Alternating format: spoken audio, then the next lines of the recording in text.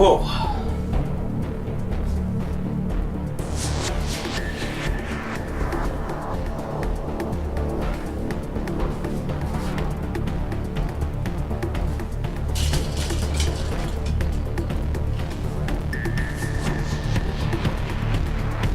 Well, it works. Don't ask me questions, 'cause I'm tired of confessing, and I know that it's...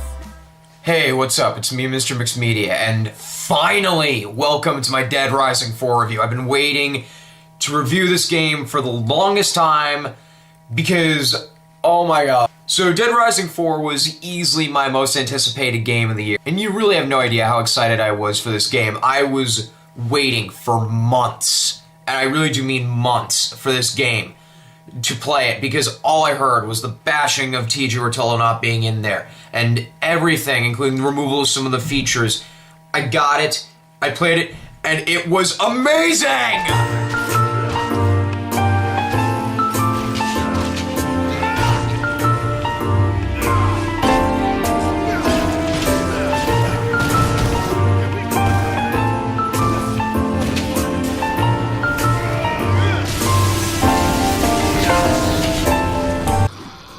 Dead Rising 4 was everything I hoped it would be. It's a violent, creative, colorful, funny, and wacky zombie game that doesn't take itself seriously, expects you to have fun, and it's hands down the best game I played all year. It's full of fan service, from the weapons to the music to the setting and characters. Speaking of which, let's get into the story. Once again, the protagonist of the game is the famous photojournalist, the man who's covered wars, Frank West. 15 years after the original Dead Rising, Frank is retired and is laid low. However, after a recon mission in an army base goes wrong, the army assigns a countrywide manhunt for Frank. During this time, Willamette, Colorado plans to open the world's largest mall on Black Friday. However, things go haywire when someone causes a zombie outbreak in Willamette on the day of the mall's opening.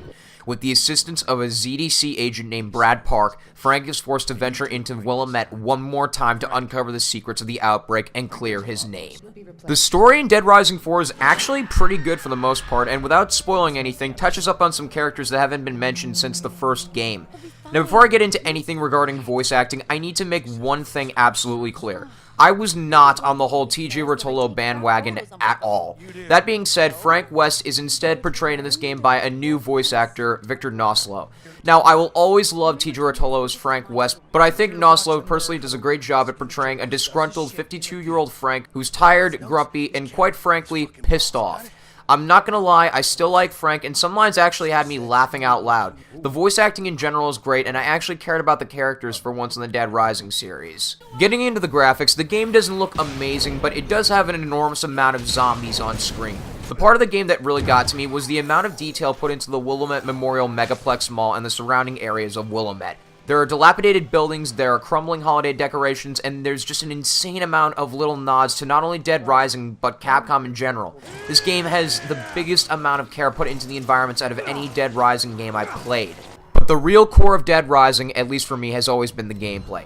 Dead Rising 4 has the best combination of gameplay elements in the series. It brings back combo weapons with an exhausting amount of weapons to make, from new weapons to old. Most of the new ones are Christmas themed to fit in with the holiday atmosphere. The traditional Dead Rising formula of everything being a weapon is still here. While it's removed a lot of things, some I miss and others I really don't miss. For starters, they've completely removed survivor escort missions, and now they only require you to defeat a certain amount of zombies around them, and they'll go directly to a safe house. In Dead Rising 4, mirrors replace the clothing closets. However, the only way you're getting weapons in this game other than crafting them is buying them. The money mechanic from Dead Rising 2 sort of returns in the form of scrap. It's simply currency you can find in the world, and you can spend it on outfits, weapons, maps, and blueprints.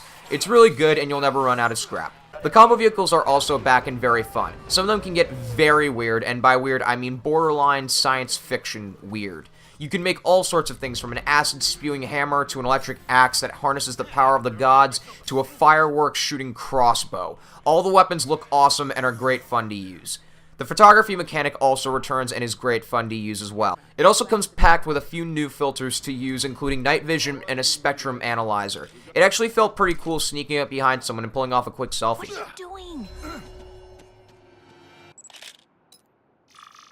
But the biggest addition to Dead Rising 4 is the brand new exosuits. These superpowered suits give Frank extreme strength, stamina, and it comes packed with some combos of its own. It's awesome to use.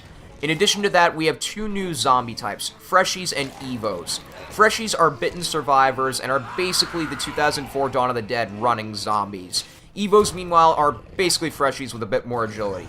It is nice, however, to see some new zombie types. However, I do have a few negatives with Dead Rising 4. Now, for this game, they reworked the controls from previous Dead Rising games, and the way it works now is that the D-pad gives you a weapon or a healing item up front. Up is melee, right is firearms, and left is throwables, while melee is also relegated to the X button, shooting is also relegated to the triggers, and throwables are also relegated to the left bumper.